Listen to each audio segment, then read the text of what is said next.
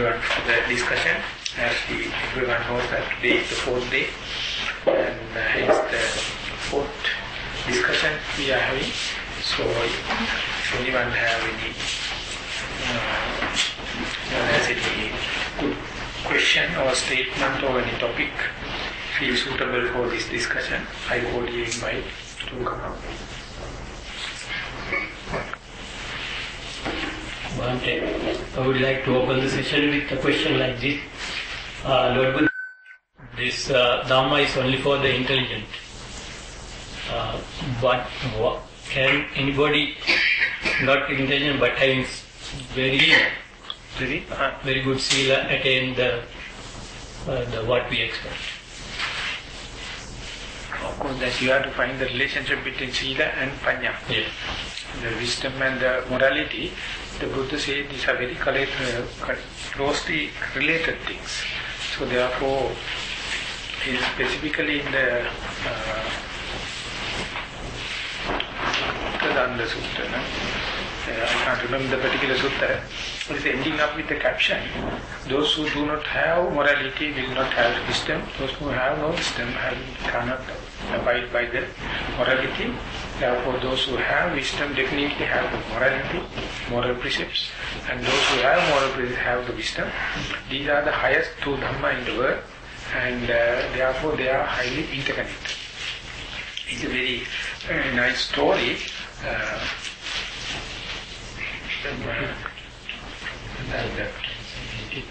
The particular Brahmin, the high caste person, is an elderly person and is a leader of a very big community.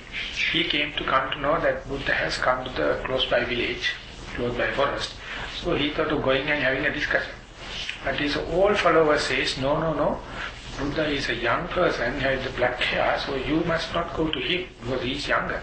But you are with the grey hair and a mature person and so much of followers, so you going to him is disgraceful for you. And for our understanding, we are superior, and Buddha is not so, and he must come to you.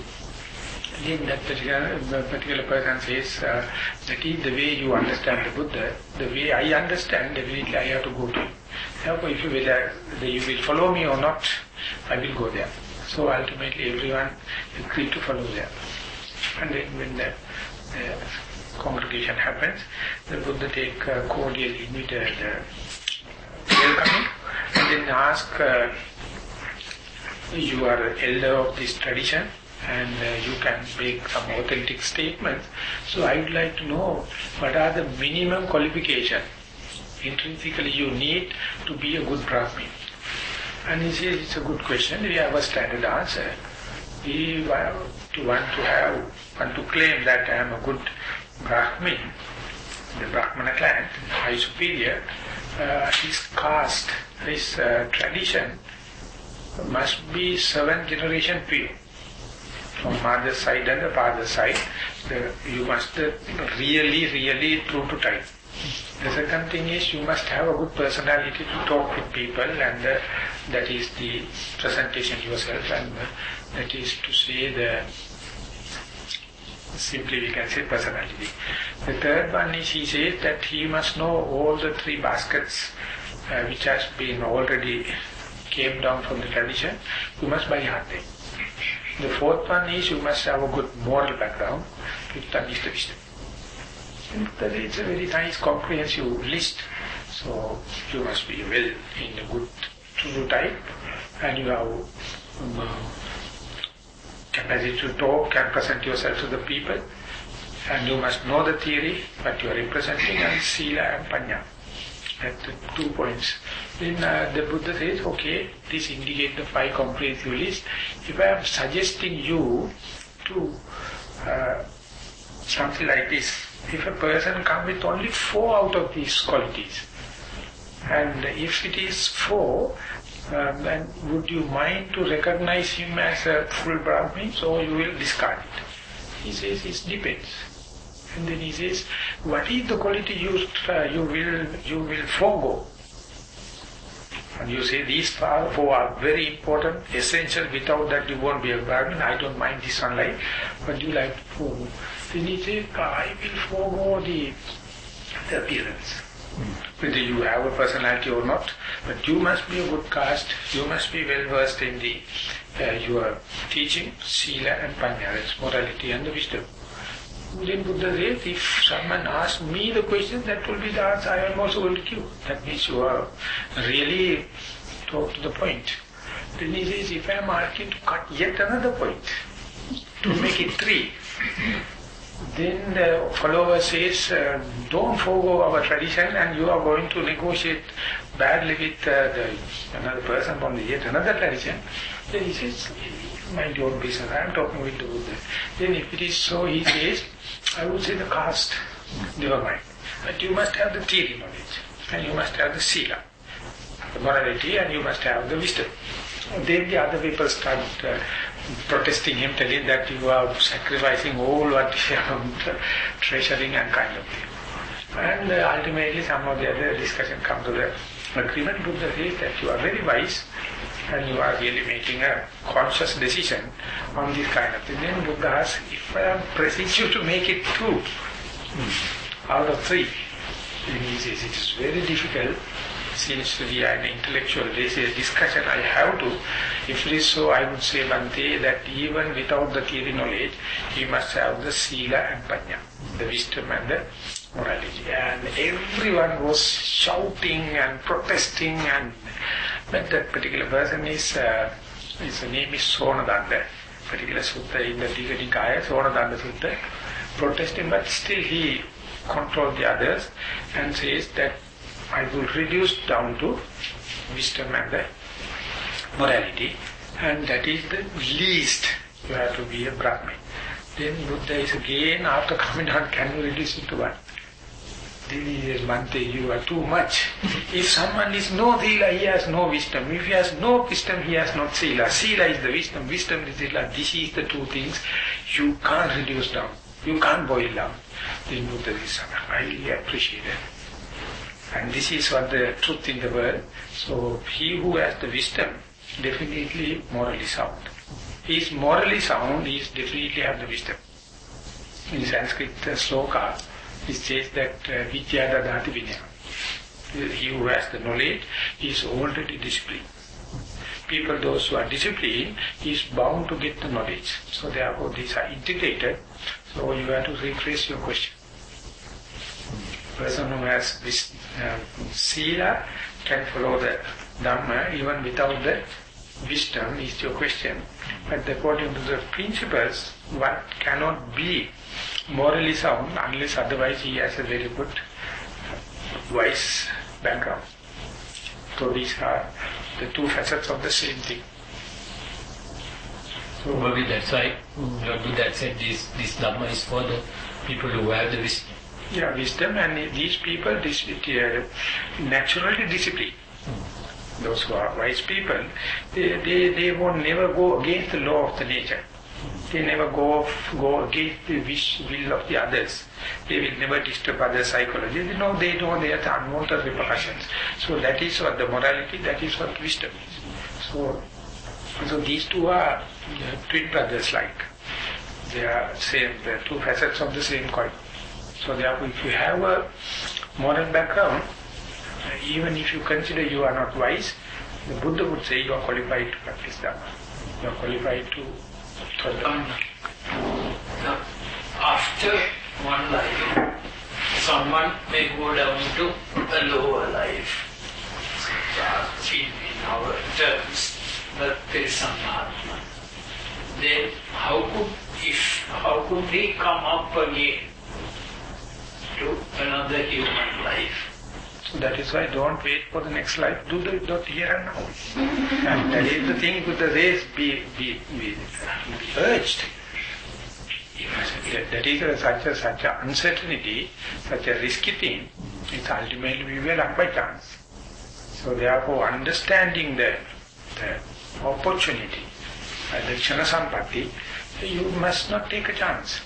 But Buddha says one day in the congregation he has taken some sand into his nail of the toe and asked that monks whether what is the greater, the sand in the nail or sand in the earth.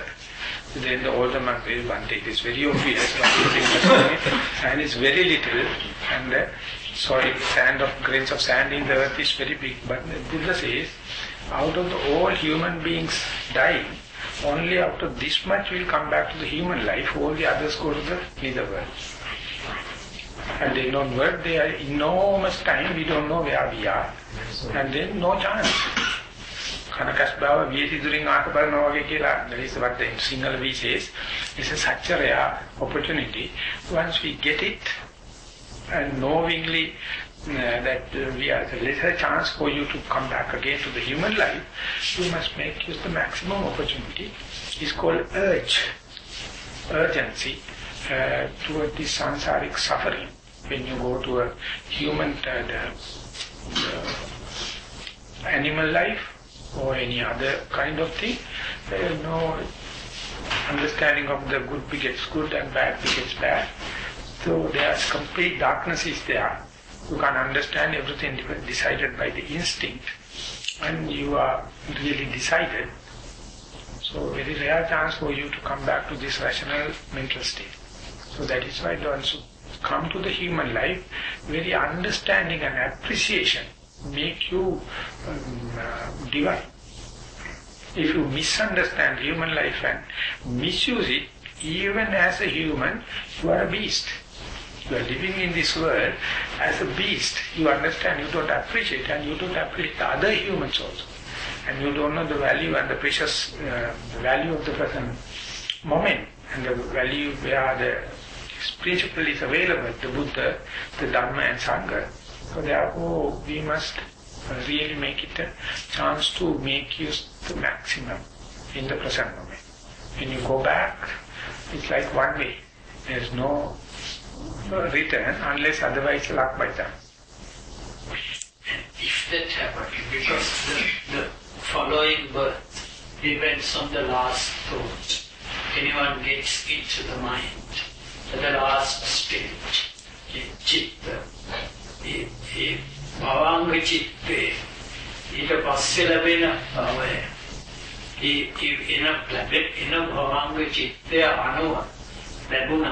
එන භවංග චිත්තය කෙසේ හෝ යම්කිසි විදියකට වෙන අසුබ ලකුණක් අසුබ දෙයක් වුණා. ඒක වෙන ඉඩ තියෙනවා, වෙලා තියෙනවා. ඒ වගේ කතාවස්තු තියෙනවා. So after all that, if it happens, then all invest. Invest. So that is why you must not take a chance. You must not let the chance to take the help. You have to control yourself. You have to restrain yourself morally, moral training, concentration training and wisdom training, as much as take it under control. And before going to the death end, even in the day-to-day living, you must understand how much my physical and verbal deeds are under control, under restraint. How much the obsessional kilesas that leading our mind is under control. How much is the latent tendencies that I understand, how much is perverted and kind of thing. That's the prime thing that you have to understand, as if, who am I? Without that if you have no understanding, so that is what happens. It is ultimately done by the luck by chance. The Buddha says that in the early days, when the cows are, they are put into the night, they are put in the cage, and right down there's a fence, and there's a gate. And early morning when the cowboy goes, everyone rushing towards the gate. And when he's opening, the first cow near at the gate will be pushed off and taken out, whether it will be a calf or a big cow or a she cow, or never mind. Whatever may be pushed, because everyone is rushing to go out. Exactly at the death moment, the karmic forces are rushing. Which one jump first? Luck by chance. So that is why before come up to that death end, before coming to that old age, before coming to the sicknesses, while you are in the prime of your youth, you have to understand what is your verbal deeds, what is your physical deeds, and your mentality of what is expressed and what is perverted. These things are the most prime thing one person has to do if he really have any loving kindness to oneself. Otherwise, enough things are there to be amused outwardly, and you will be taken for a ride and you will be in a happy mood, so-called. But ultimately when you are come back and see within, everything chaotic, you will know under control. In such circumstances, even your dearest and nearest one can't help.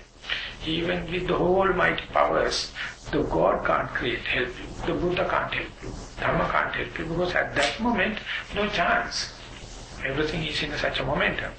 So in a normal day-to-day life, we sometimes, or otherwise you have to find times, just to give attention to on this matter and see, map it out, how it is working. When it is without control, what happens when it is under restrainment. So that is what you call patipada, the gradual training. You have to do gradual training. So knowing and analyzing this kind of uncertain situation, to apply that into the very present moment. Am I really getting the urgency, get urged and really making use of the opportunity to understand who am I, understand what does it mean by the present moment. Because that is the only moment you can change. You can do kind of a restrainment. The past and the future is fixed, frozen, no chance. So you have to be in the present and understand how it is run by the cause and effects. How it is run by this principle and that principle. And you can't do it for another person. And another person can't do it for you. So you have to take your own time and be in the present moment and see. And the most important thing, and even in the Buddha's age, you have to observe it for a long time. By just piercing, looking at the one thought moment, won't give much of a picture. You have to observe long time, and therefore earlier the better. You start to understand who am I, and that is the noble quest. That is a kind of a religious question that you ask. I know he is, who is, and all the kind of, but when you ask, who am I? Lost.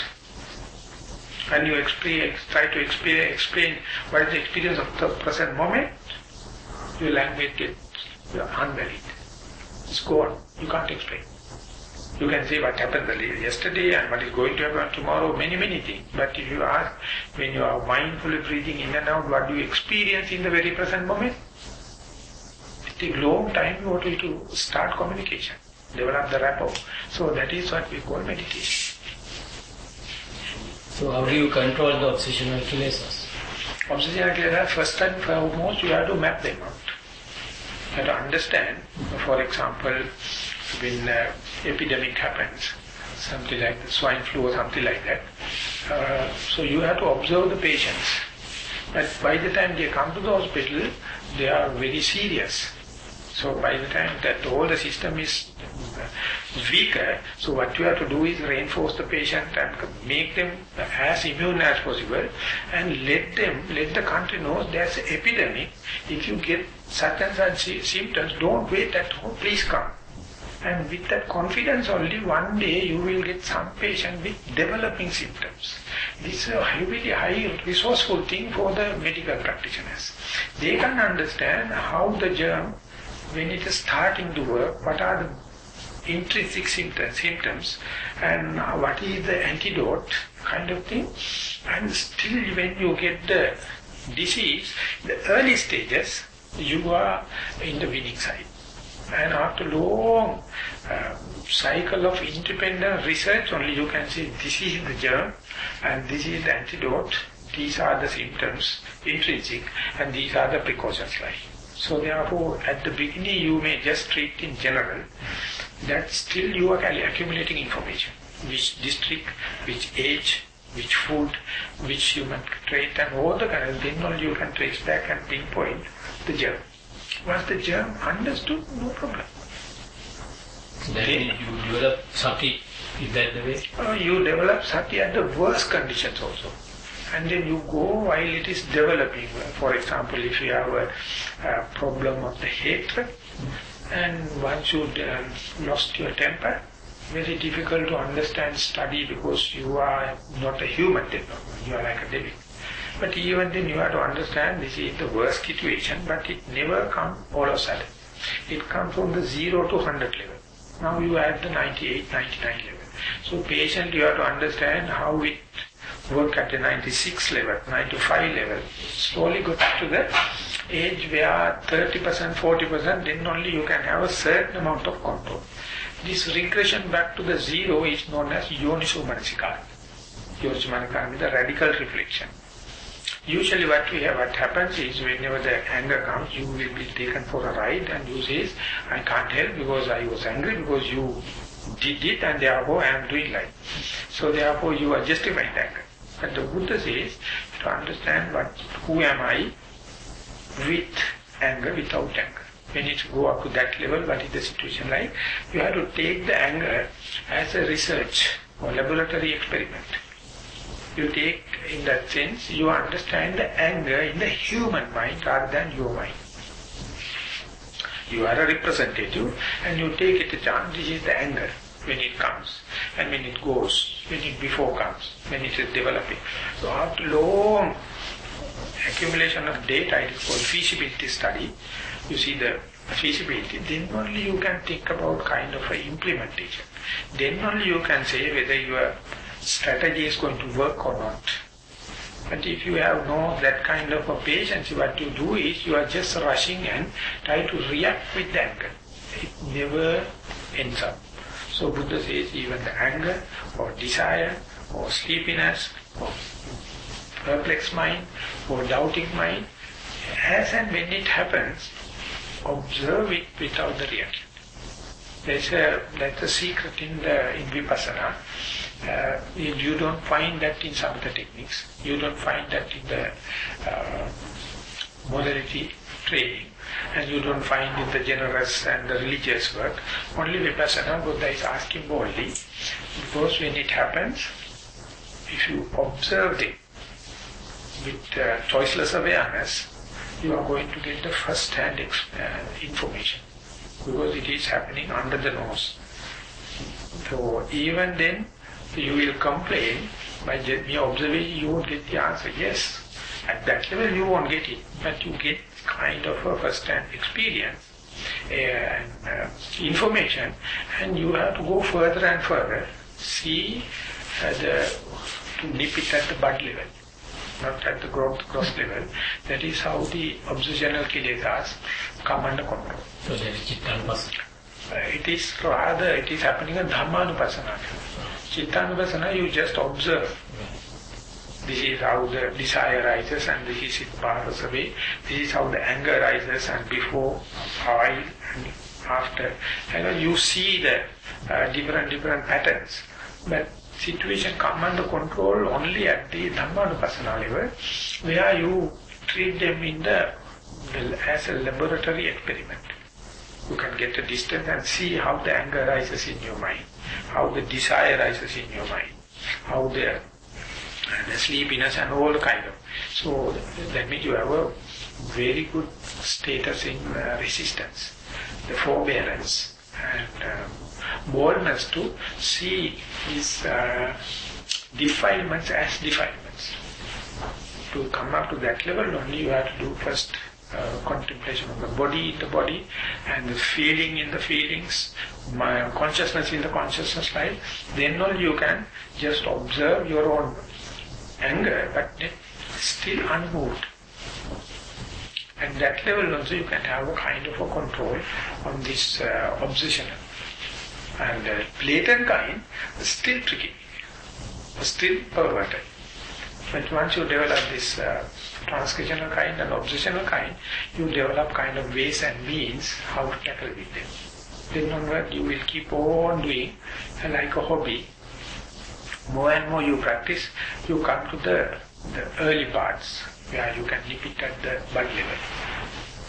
So those things come like perverted, means they come like your friends or your always all the latent tendencies what the Buddha recognized, whenever you see them, whenever you meet them, you consider it as a benevolent friend. But ultimately what it do is, you take it for the vortex, taken for a ride in the samsara. But you think it is a benevolent and helpful, and therefore always you nurture them. But once the mind becomes free of obsessional and the transpersonal, you will understand in correct perspective, even though they come in the white clothings and as a gentleman, but ultimately what they do is the utmost danger, because you can't recognize them. So even it comes face to face, you will never see any malice in the latent tendencies. So once you see, only you develop real urgency. In them only I live this whole samsara. As far as I recognize them, how can I get escape from them? The recognition itself, understanding them in the correct perspective itself, is the most highest security we are going to get. Understanding. See things as they are. So if you're born as, say, a lion or a meat eater somehow, then so what happens in the next birth when, like, what happens forward because they, like the carnivores, they don't eat the plants and everything, so in the next birth they just continue, they get worse? Like, what happens? There is no such predictability. You are in the evolution, cycle of evolution. So whatever you are going to do a very slightly painfully slow kind of a development happens. It depends on the climatic factors, all the kind of things. But still you can't think about the morality. You can't think about the good beget good and the bad beget bad. That these things are completely out. Completely it's a darkness. So therefore survival of the fittest. These kind of principles are going on. That's a very lower realm. So very difficult. Don't go there, please. That is the only thing I can tell. Don't think about this time also on these things, because we are wasting our time. Of course, for the theory sake of, for the understanding sake of, for the develop the urgency, we have to contemplate it. Otherwise, no end. That the Buddha says, you will go mad going to think about these kind of things. With this realm, thinking about the karma and the karmic forces, it's uncomprehendable for a rational mind. It's so much of cross connections. Still working in the matrix, very difficult. And what said previously about you can achieve like the minimum amount of time to get mindfulness and everything 7 days, and otherwise it's 7 years. So say if you get that level, then in the next birth you're born. What's the thing with, so if you reach soul one, definitely next birth you're born as human, and then what's the story with if the world ends, then some levels of God are not just like the godly levels, some levels are destroyed and some aren't if you reach that level? Like, what's the... So that earlier you was talking about the Kamma Vishaya, now we are talking the Loka Vishaya, both are incomprehensible. We can talk till tomorrow morning. We can't reach anything. These are the realms Buddha has mentioned. Don't go in meddling with. You can't reach something. There are many theories and many strands you can work with. If the world is going to destroy with water, you will be reborn here. If the world is going to destroy the fire, this will be, and all the kind of things. But I think it's a wastage of present moment. You can't. Buddha says you are leading lunatic, leading insane by thinking, by going into that. So therefore now we have to understand the present situation is fairly under control and mind your own business. Be here and now. Will be wise. For the sake of theory, yes, I completely say you have done a crime or punishable thing.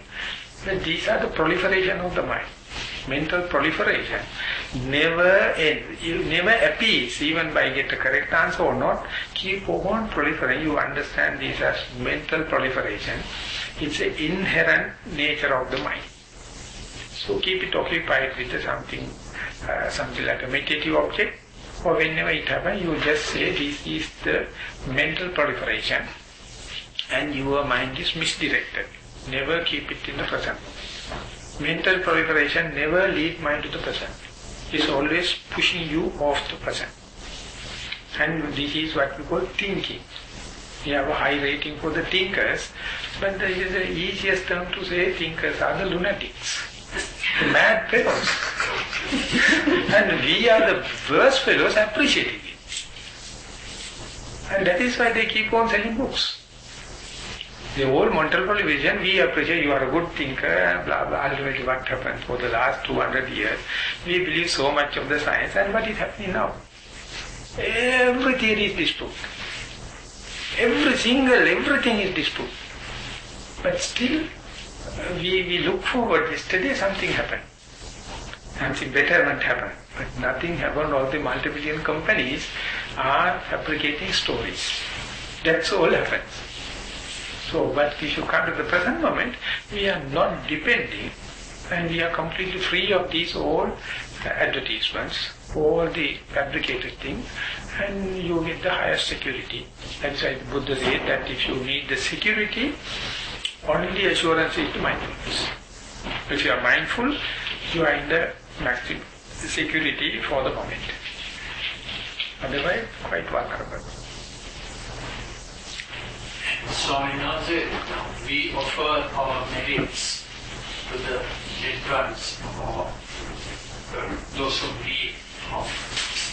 So will that help them to at least come of their suffering? No assurance, unless otherwise they are living as according to the theory goes, they are living on the Paradhattupajivi Peta, then only they will get any kind of help.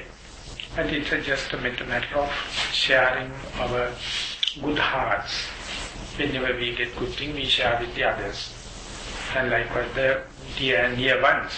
It's but yet another way the Buddha justified, even though you are not, even though that particular relative is not going to take the benefits, in our life cycle throughout, there may be many amount of people, relatives, unknown, living in that particular category, so they will be benefited. So therefore, generally it is recommended.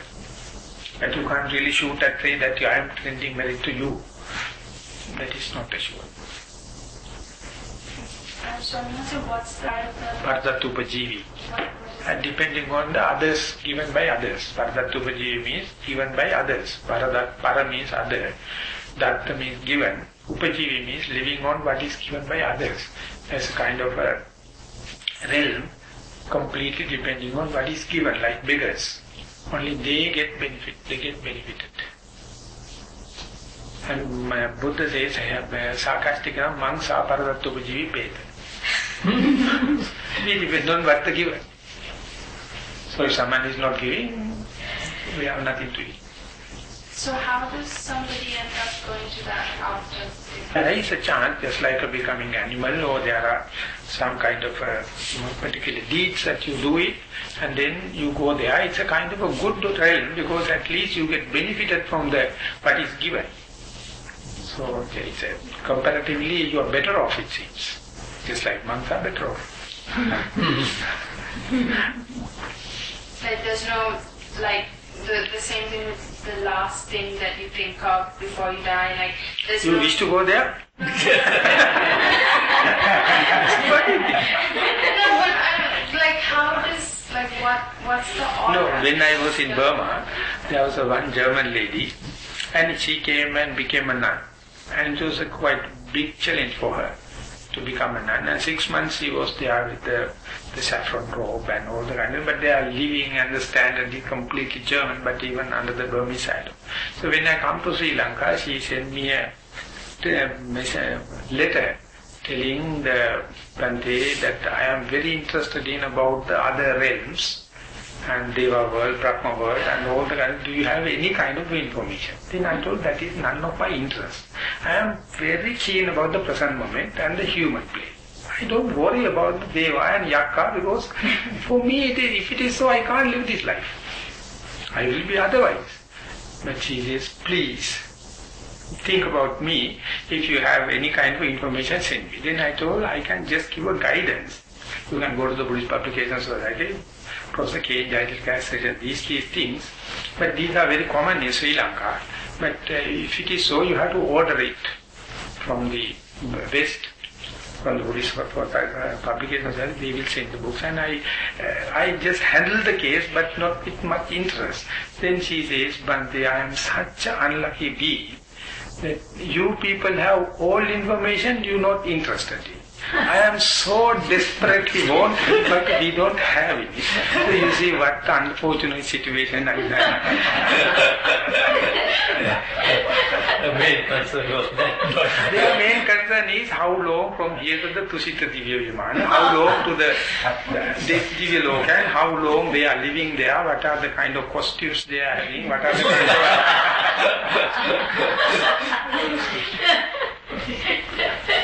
knowing that it is like you are looking at the films and the YouTubes and kind of thing, keep on appeasing. So right from the beginning, as a lay person, they are just jokes for me.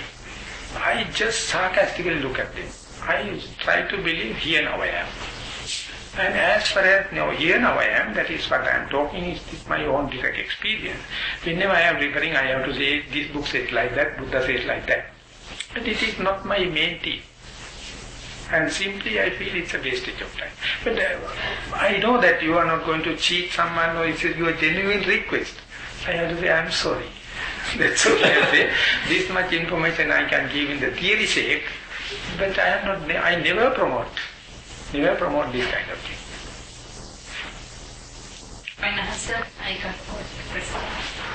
The other day when you were talking about the Bhavana meditation, thank you. You said that introvert and extrovert, so how the faculties get, at what stage the faculties get introvert and extrovert time is the faculties are open for the channels, the 6 channels. As far as the faculties such as ear, eye, nose, tongue, body and mind is working, it is completely extrovert. That is we call sensory information. And our whole knowledge, what we call in the theory knowledge, in the worldly knowledge, is based on the sensory perception. They are completely extrovert. So therefore, as much as you accumulate them, your memory will be filled, your hard disk will be filled, and your computer will be blocked, and you can't go to the present moment.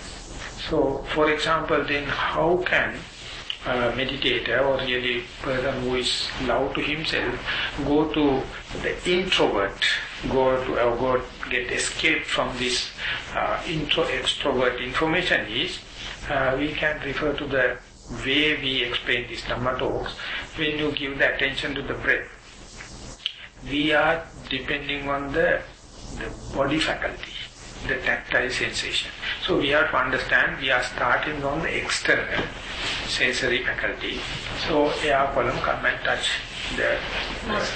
at the epidermis level, and you feel in breath and out breath. That it is dead sure you are while in breath happen, you know it is in breath, you know the coldness, stiffness, tension, movement to the in breath. And then the out breath happen, verily you know this is out breath, not the in breath.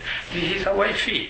So it is a kind of a knowledge, and it is conventional knowledge, worldly knowledge, and we can tell anyone, please try and see. It's a kind of a knowledge. But you suppose that particular person go very deep into the in-breath and out-breath, yes, and without much of distractions, duties, good techniques as well as his good attention. And what happens is the sensation of the breath reduces, becoming thin and thin, becoming subtler and subtler. And when it's becoming subtler, you still 100% in the present moment, but the sensory impingements becoming reducing.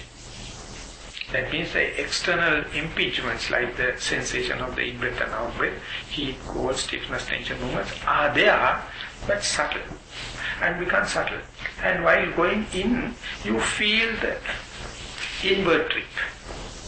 And when you go to a certain extent that you almost feel nothing, but still you are aware you are living, you are not dead, you are not sleepy, and you are not unconscious.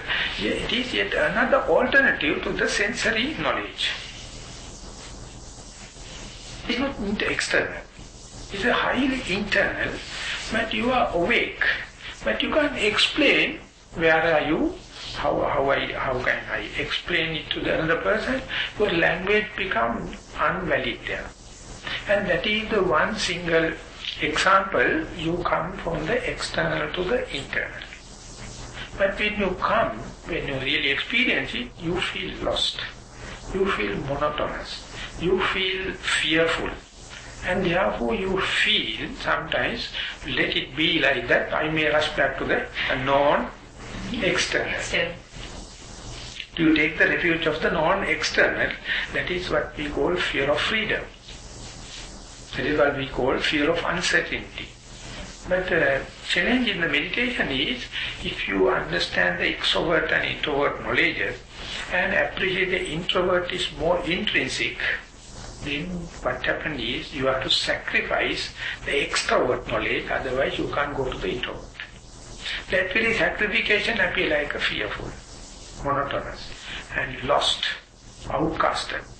So you have to be prepared. When you go there, you come to a state, you are in a state, you don't know the time, you don't know the space, but you know the being. I am not dead, I am not fainted, I am not sleepy. So that is one example to say, you are heavily, verily in the introvert, or knowledge which is not related with the sensory faculties. Therefore, in the Western books, it says that state is called, it is the inner space, or they call it the whole body experience. That very experience is not related to the seeing with the eye, hearing with the nose, smelling with the nose, hearing with the ear, smelling with the nose, tongue, body, mind, nothing. But still you know you are living. There is a one good sign. And it's not much of a deep experience I am talking. Yeah. And that is why the first and foremost thing I was happy when I was into Nissarana in the forest, I told it is very limited, only we in the Nissarana feel it. But when I go to Colombia and give a talk to 200, 300 people, I found 30, 40 people are already in that state. I was so happy because they are living completely family life with the responsibility and do meditation little by little, but this is definitely I can go to that. Only I tell to us, the rest of the knowledge is extrovert, what you are talking is introvert, give the maximum priority for the introvert. And then they were very happy. They say, now frictionless world. I am living contented because that experience is totality. It is the whole body experience. But you feel lost because you are not related to the sensory faculties. So this is one diving board. From that only you can jump into the swimming pool. You are at the end of the diving board.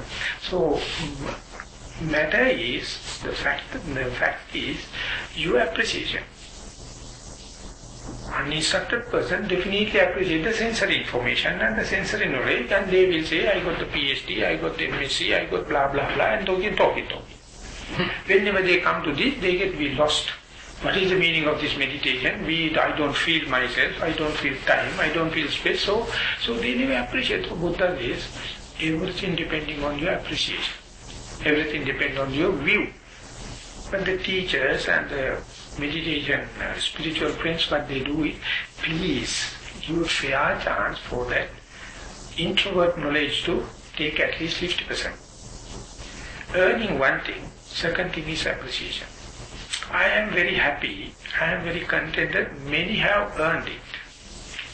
But I am very sorry to say, no one appreciates it. Everyone is challenging it, everyone is not giving a proper value for that, and ultimately they revert back to the same old sensory knowledges, worldly knowledges, and they say how to go to Nibbana.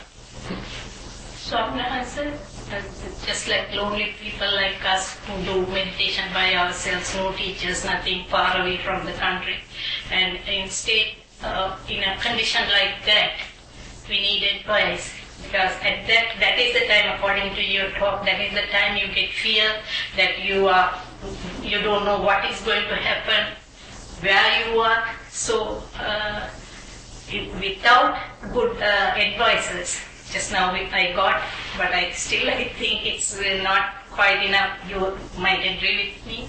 So, in a case of like that, what should I do? What should we do? People as far as you are there, you will never get enlightened. You have to get rid of you. Get rid of I.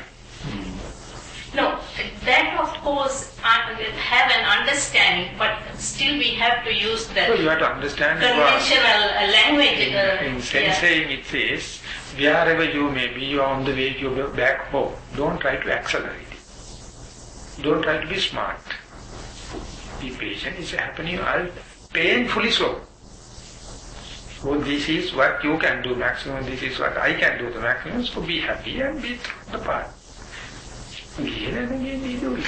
I'm talking about that, Swaminatha, because once it happened, and without the knowledge, didn't know, so I missed the... No, this is what the definition of the desire. That is what the Buddha says, you get held up. Give it up. It's the desire for enlightenment. Yeah, the desire for Dhamma. Bad desire. So put it in that way. Yeah. So it is yet you give up the desire for the material thing and you caught up in that. So you are in the same same misery. So understand, earlier you are thinking about the material pleasure or material gain. So luckily you gave it up. And now you are with kind of a conceptual assets. And that is also you want to get everything together and very accelerated manner. So you understand that is the instinct or that is the motivation. Keep that motivation. Otherwise you will be lethargic and dull. But understand that never be satisfied. Only what can do is do the task, do the needful, do the regular practicing, and things will happen slowly.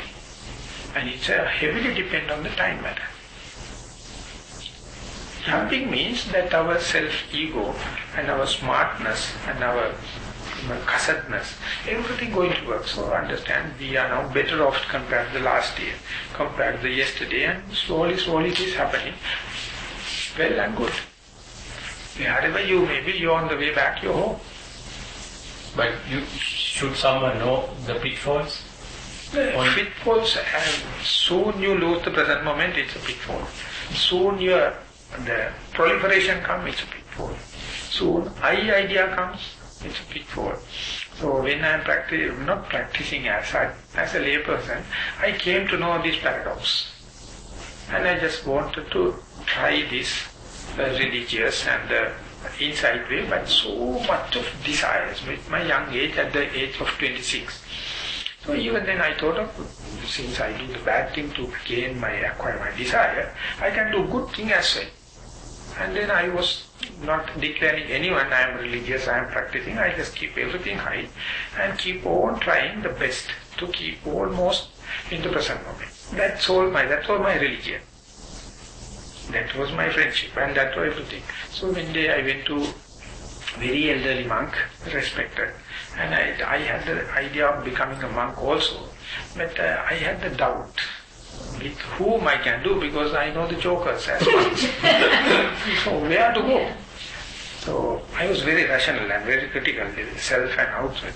Then I paid respect and asked Bhante that I know as far as this ego-centric game is going, I am the loser. But we have to keep this track going. And people like us, lay people, what is to do? What must be our tea? How can we do? We need to try to get rid of ego as much as possible. Then I told, by the time we understand, we are already taken by ego. Ego is such a thing. That is true. That is kind of a paradox. He told that there is no way, only understanding. We are in a trap.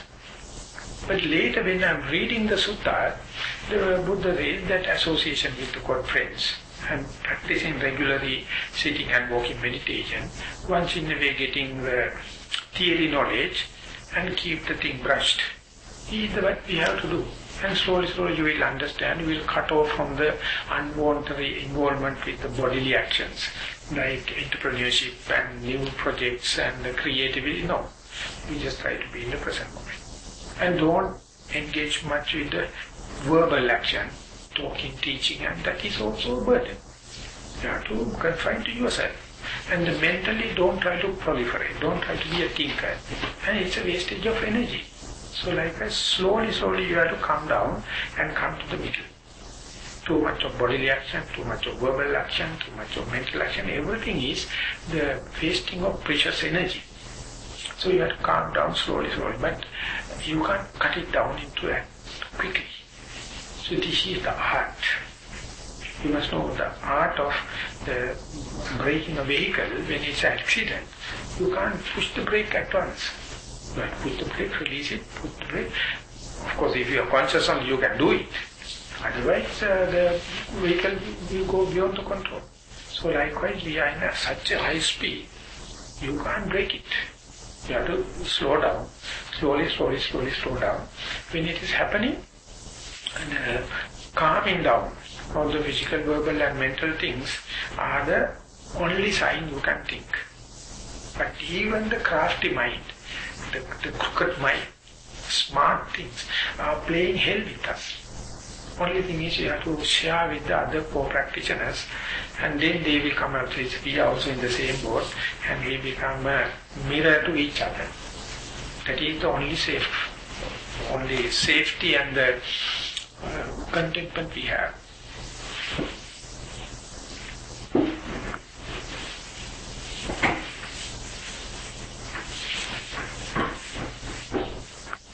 Okay, I remember that in one of the Buddha teaching is besides having good friends, Sangha, also if the person live in a place or a country that is good, that is also can cherish the life of the person. So come to think, there is a belief in Chinese culture that certain place, certain area have good energy. But then I have a thought that, what does that mean? If the place have bad energy and good people go to live in a bad place, is that mean the place will have the influence on the person? But then it will not be the same like what you used to say last year, that people have 75% of their own actions that is can make a difference in their life comparing to other parts. So I kind of, again, it's just a question. Maybe it's a proliferation of my mind. So for the beginners, the Buddha says the good association. Pacharupadesa vasa. Pacharupadesa vasa means you are living in the places with good vibrations. Otherwise, very difficult to gain this Dhamma because, for example, when you are living in a country like here, everything is geared for the pleasure-seeking game. Everything is a consumerization. So under such circumstances, even the government can't prescribe Buddhism, even though they find the good part of the Buddhism, because country economy is completely driven by this desire. So very difficult to take this religion into the social level. So, but if you are going to live in the Tibet or Sri Lanka, where people are restraining their faculties and live up to the modest life rather than advertising and show off and kind of thing, then the teaching is more going with the good resonance with this society. So therefore it is also a factor, the living place and the association with the good friends. And the other thing is your past deeds, your past potentials. It is called this Upanishad Sampatti. So these things are important. And on top of that, you must get the technique. You must get the teaching properly. And when all these come, only you get the unhindered kind of growth. But what I'm going to explain is, once you develop to a certain extent about this development of the mindfulness, the concentration, the influence of the good friends dwindle off. The influence of the bad to good places dwindle off. Your past karma dwindle off because you develop so much of ways and means how to save yourself. So up to the 50% of the mindfulness, you are depending heavily on the external factors. Once you develop, gain the confidence, reinforce your internal confidence internally with the mindfulness, then you can go into the vulnerable places. Even then you can maintain your integrity, maintain your mindfulness. And their impact is reducing. For example, when you are going to a place where the contagious diseases, if you have a vaccine done, you have the confidence because you are safe. If you are not vaccinated, and even you are a doctor, when you go there, you are vulnerable. So this vaccine happened, of course, under the conducive circumstances. And once you come up to the certain level, then only you can put into the dangerous situation and see whether you are really got the internal confidence, internal mindfulness at the skeleton. After a certain extent you feel, in your mind, you can go and run a risk. You can do a risk-loving kind of a character. But these things are not recommendable for the beginners. So now the problem is we have to mark the beginner and the but always ask you to be low estimate, underestimate yourself. Don't run a risk unless otherwise the risk come to you. You must not go and invite risk. In the beginning, all these factors are valid, important, influential and have the impact. But once you come up to a certain maturity, you feel it. You feel that their impact is less and less. So the place or the country, it doesn't mean the actual place, but it means the socialization and the culture. The cultural values. Not a place, a solid place like that. No. So we have to locate with the solidity, but it means is the social values, the religious values. If you can live with values such as good begets good and the bad begets bad, it's a completely different mentality. Rather than everything decided by a supreme one or something like that, then they are not responsible about their deeds because it is decided by someone else. But instead they believe that what you do, decide what you sow, decide what you reap. These things are the things that matters here. The good cultural values, beliefs.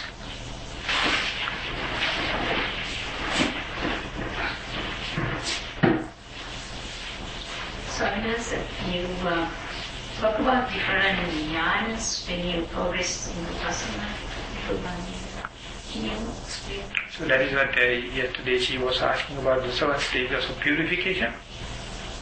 And that is to say, starting from the commoner, Putujana, go up to the noble friend, noble person. There's a kind of a transformation of the consciousness. There are some evolution taking place. So evolutions are basically in the early archaic books. It says you all of a sudden you become an Arahant, that means fully enlightened being. You become a commoner, and after listening and practicing little, go to the full enlightened being, and it will be like a miracle. But when you take the commonly in the canon, you say 4 stages, so Sakadagami, Anagami, Adhyat, 4 cycles time you go to the pinnacle.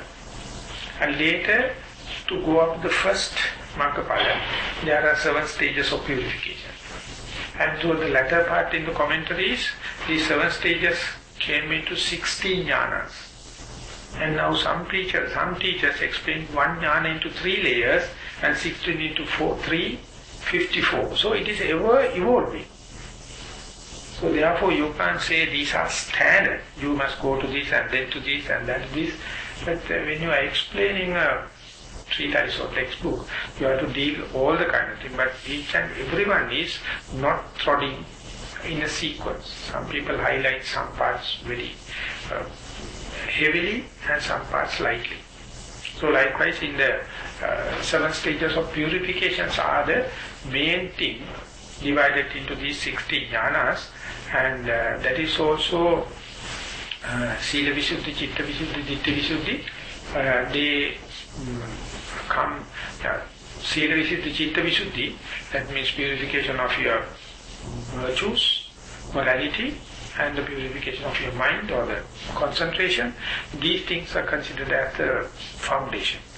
Upon that only, Ditta Visuddhi, the purification of your view onward, the mind configuration or your personality going to change. Your liking and disliking going to change accordingly. Till that, everything is superficial.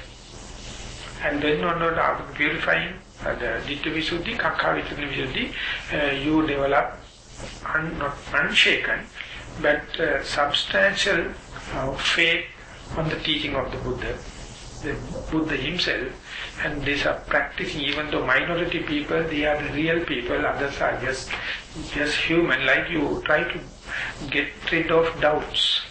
Otherwise, you feel that very little people are practicing. Other 99% are in the sense pleasure.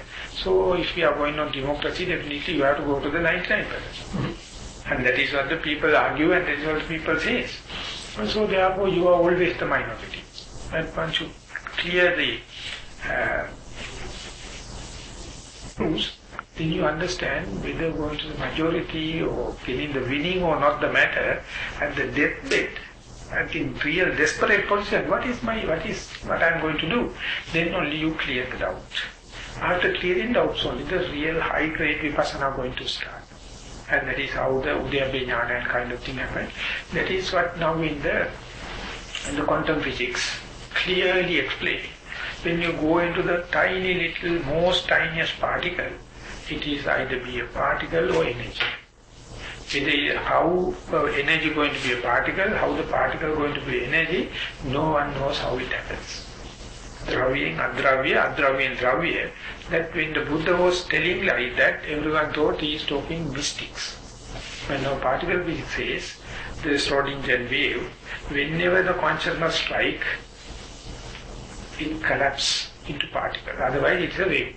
Unless otherwise the human consciousness strike only, it become a particle. That particle be a vision, sound, smell, taste, whatever. Otherwise it is a universally wavelength. So wavelength is not subject to the gravity. Once it become a particle, it is subject to the gravity and location and the speed come into being. But what time it is going to be an energy, no one knows. So that is the quantum physics. Even the Einstein who founded lost in the theory. So therefore people say, if someone says he knows quantum theory, definitely he does not. So beyond this, the Udayabhya Jnana also the same. At the time, you see it as a light. At the time, you see that you hear it as a sound. At the time, you feel it as the heaviness and the lightness. Ultimately, you find this mere energy can manifest into any shapes and matter. Naming and perception is up to you. Yet another person looking at the same, he will see yet another thing according to his perception. These are the bewilderment you go through beyond the Udayabhya Jnana. So it is we can talk, but the best thing is to experience it rather than theoretically explained in the high-grade explanation. So to come up to that level, you have to be not perfect, but as much as possible morally sound. As much as possible keep the line with the concentration. And then onward let the mind to see things as they are. Don't try to learn this or don't try to adjust it. Learning and adjusting everything involve yourself. But once the morality and the concentration happen, according to the teaching of the Buddha, samahito bhikkhave yathabhutam janati passati. As much as the mind is concentrated, you will see things as they are. without concentrating, you can, by listening and analyzing and getting the theory, nothing make any real change. It's superficial. So now in Nissarana, we have taken this subject. Now I am in the 34th, 39th talk. We are slowly taking, of course in theoretical basis, jnana, but as detailed as possible according to the present stage. So I will make a copy to you. You have to allocate 39 hours to listen. And appear it is very scholastic, it appears very high profound, but the thing is the practical value is a completely different story. So each and every talk I mention, it appears like very scholastic, very high grade Dhamma, but it is not the essence. Essence is how much you can digest it, how can you can realize it. But sometimes this theory is helpful, specifically for the practicing people. So Maha, he has written a book in Burmese language, 1,000 pages. I translated that into Sinhala. So it is the highest amount of knowledge on the meditation. So now I am translating that into English. And I find lack of editors, because that you must have English as well as the practical knowledge to translate it. So once you finish, I will put into the e-books, and just to anyone wish to compare it and see. But that is not to promote the scholastic education, but for the kind of like a ladder to the practicing people. I mean, by knowing that, you may know that you're progressing in your meditation. So the progress, don't take it as a criteria. Do the fulfilling of your course, don't expect the results, because that Dhamma work in its own accord. Whether you, of course, you're monitoring and this thing is giving the confidence, giving the kind of positive ideas, but don't make it a necessity. Leave it in the something to develop your motivation, and then do the best, do the regular practice, and keep on doing. And I think we generation, we are better off because these theories now are already published. And instructions are there, meditation centers are there, and fair amount of population practicing. So therefore, we are having so much of conducive condition. And before 1960s or 70s, not a single person you can find who can talk about mindfulness, who can talk about sit and meditate for 1 hour. They say this is none of the thing you can do it now, which is just a useless thing. Mind your own business, wait till the mighty Buddha to come and you will become enlightened. That is the story it was. Now it is not, I mean, not 100%, but fair amount put itself. So we have a good vibration, we have a good companionship now. So I was I was struggling from 77 onward, and I listened to it. And when I come back and home, when I am talking, everyone thought I am something crooked. Everyone told you are talking nonsense. The very limited group I met in the university, they used to meet on Wednesday and Sunday, discussing one sutta, and yet another Sunday they sit for 1 hour. So they were discussing in English, but my English was very poor at that time. But anyway, I feel the vibration. So I used to go there 3 years. Then I found what I already learned and my ability, these things I do, it is no scrap value. Only what I have to do is go into that. But my family members and the friends and everyone told something wrong. When I go to the monastery, I found when Nissarana, my teacher, he has undergone the same difficulty in 1950s. When he's talking and writing these books, it means people as mentioned, it is outdated. What you are talking about these kind of things? Mind your own business with merit making, and people making the religious work can go. And we were lucky, he has written down some and left some record. Nowadays, we are better off with all the other sections now. There's a kind of understanding, kind of participation. So what do you mean by morals means 5 precepts? It depends that minimum is the 5 precepts. And if you wish, you can go up to the high levels. 5 precepts are the basic qualification. Moral condition, the morality, virtues. But I mean, say, okay, 5 precepts, I have 5 precepts. I can go till the end? Or? Yes. That is what the early part of the Mahasi Shadow, 2 chapters, he talk about the virtues. He says that many people give the unwanted, extravagant value for that, thinking that ladies are breaking precepts and therefore they can't meditate, so they always develop inferiority. But that is not the case, that the Buddha has given. Under such circumstances, it is an open issue. So don't postpone thinking that you are not virtuous. Best thing is to do Anapanasati and see whether it is working or not. If it is working, well and good. So he is talking in the positive way. Instead, if you are in the moralist point of view, he will penalize you and tell that you are not qualified. How can you be a meditator and you have to be blah blah blah blah blah. So that was the case earlier. Now the meditation is under no one's authority. If you wish, you can go and do. So that is the beauty in the vipassana meditation. Even though it is the highest of the meditation, it cordially invites everyone.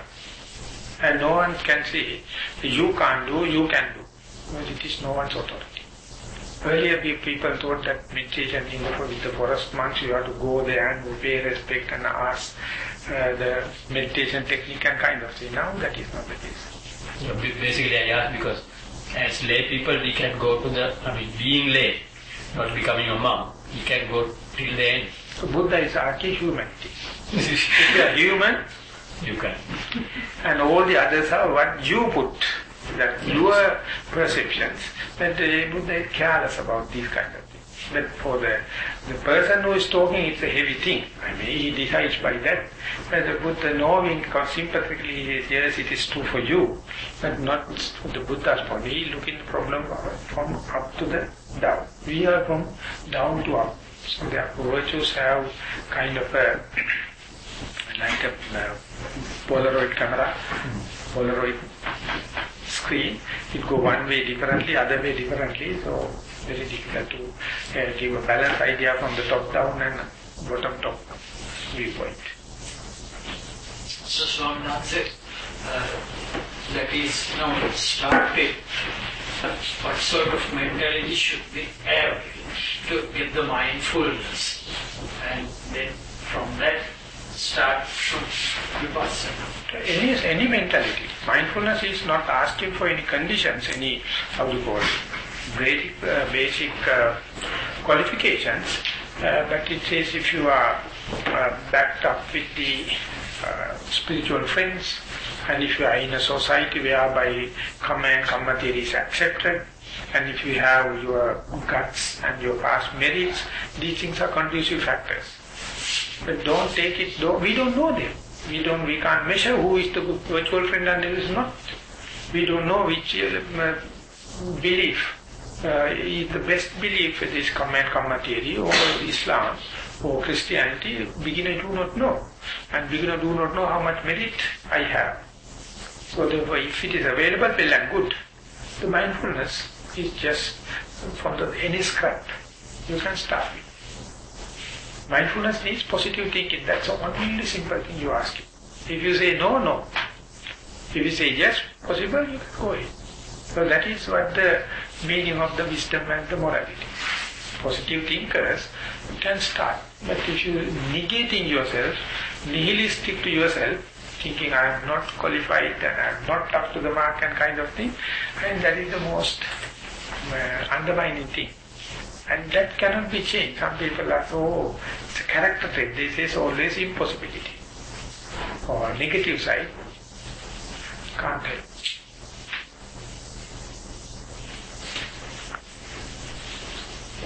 Swaminatha, can you explain a little bit about Usha? Tell us there are 7, like Raga, Patiga, Raganusha, Patiganusha. In the different places, different way. Usually, Anusaya, if I am to explain, when you get a box of matches, and if you strike the match into the side in a particular angle, particular pressure, it sparks into a flame, and if you keep that flame into a petrol, it becomes a conflagration and uncontrollable fire. So likewise the transgression kilesas is just like a conflagrated fire, uncontrollable, just like a forest fire. And the Pariuttana kilesa is just like the flame you get at the end of the stick after the striking. The potential to create the fire is the anusaya. So therefore, if you get a stick of the matchstick and hit on the ground, it won't create a fire. And if you stick another stick without the fire, matchstick into the side, it won't create the fire. So these two come into a proper angle, proper this thing, and then the fire comes. So the potential that the chemical has in the side of the box and at the tip of the stick is called anusaya. And whenever the angle comes, whenever the pressure comes, it can create the fire. But otherwise there is no fire in the matchbox. It is very cool and calm and you can't see. You can put it into your pocket and go. Unless otherwise it comes and strike in the manner. So that is how the anusaya happens. So there are many names and many facets are there. And otherwise, yet another example is, when someone is sleepy, the deep sleep, you can't, outsider can't read his character type. You don't know. You can just see the same. But once you get up, when he's behaving in his room, it's better than the sleeping position. You can understand what. But still, if he's not ready and he put up his uniform and go to the field, then only you can understand who he is, what is his liking, what is the dislike and kind of thing. So anusaya kilesa is like the person who is in a sleep position. Pariuttana kilesa is just pariuttana means get up, but not up to the full performance. Vitikama means he is at the full performance. Likewise, the bright mind is covered by these three layers. All are not the intrinsic thing, but acquired dirt, acquired defilements. Three layers. Outermost one is like the conflagrated fire, or like the active person. And so it disturbs others and yourself, future, present and everything. And below that only this Pariuttana kilesa happens. And that is also you knows, but no one can understand. When you come up to the desired level, he do not know whether I am working with that desire or this desire. But I knows. If I have a hatred towards someone, maybe it is hidden to the second person, but you knows. And the sleepiness likewise, Pariuttana kilesa, that particular person knows if he is mindful. But the second, but anusaya, even that particular person doesn't know. It is like the firing potential in that box of matches. So you have to go, you have to remove the outermost two layers, then only you can understand. That means the Vitikama kilesa is visible. So that is why the penal code, that if you do this, you get this punishment. If you do this kind of punishment, because police can see it. But anusaya Pariuttana kilesa, there is no penal code, there is no civil law, because it is only you knows. You can camouflage it and say you are a very good Samaritan and very nice person. But internally they may be. But anusaya kilesa is still dangerous, even you do not know. So out of the three, the worst is the anusaya or the Vitikama? It depends. Some people say that Vitikama is worse because it creates problems to the society. Yeah. But the worst from the single point of view is that hidden one. So out of the 10 akusala dhammas, Vitikama kilesa is the first 7. Can we say like that? And then the last 3 will be the Pariuttana kilesa? No, that akusala, killing, stealing and the for five, physical, verbal, 7 kilesas. This is Vitikama that anyone can see. 5 hindrances are the Pariuttana. And anusaya is, as you mentioned, there are a number of ways it is explaining. That is not well communicable. It's very vague. because it is usually working under the darkness, not in the open manner. It is working in the perverted way. That seems to be very dangerous, that even at the deathbed it can ignite, and depending on the conditions. Yeah. Social level it is not dangerous, but individual level. Yeah. Social level only the transcriptional kind is dangerous. That's why religious people are much concerned about the transitional kind, and they are very worried about. But the Buddha says, yes it is, but mind your own business. For your liberation, the most important and undermining thing is the anusayikalism, the latent form. But when the politicians, socialists, economists never concerned about that. Because they are concerned about the social level. So people like us who are trying. You can't say, you have say people like person like me. Yeah. People All like right. Yes, yeah. All right. No, I don't want to be like that because we are all in the same whether you like it or not, whether you talk with the popular language, everything happens here and over here. Yeah. So that is, we can take responsibility and we can take it to the court. But you All right, put it as we, that we are, you are glossing over. Yeah, like a person like me. Okay. What should I do really? So that this is for the liberation. That is what you say. You are taking care about the pariuttana kilas. That means not to kill, not to steal. Yeah. And you keep as much as possible concentration so that the nivaranas will not come. Yeah. So whenever these two are not available, but is coming is a representative of the anusayikilesa. So don't do anything, just let the anusayikilesas to come up. Don't jump at it, don't react it. After long observation only you can understand their circuit, their formula. So that is what we do. Vipassana means just observing. As an outsider, when the drama is going on, you take a seat, you don't go to the stage. You just see, observing. And longer the observation, more correction, more correct decision. Short observation also gives some impression, but decisions are not really leading to lasting. Longer the observation, better you are able to decision. Your decisions are lasting and endurance. So I don't know, is it that the Sila, Samadhi and Panya are broken into 3 stages to cut off these... Sila is the medicine for the pariuttana kilesa, Samadhi is the medicine for the Vitikama kilesa, pariuttana this thing, and wisdom is the anusaya kilesa. Can you explain that again? Pardon me? Can you say that again, please? Whenever you have the disease called Vitikama kilesa, the transgressional kind, medicine is the sila, the virtues, the precepts. Precept will take care about the external discipline, verbal discipline. As far as the obsessional kind, the 5 nivaranas, concentration is the answer. They are common epidemic diseases, concentration is the answer. But once that is removed, what is remaining is the anusaya kilesa, that latent form, wisdom is the answer. So the sila will never tackle the anusaya kilesa.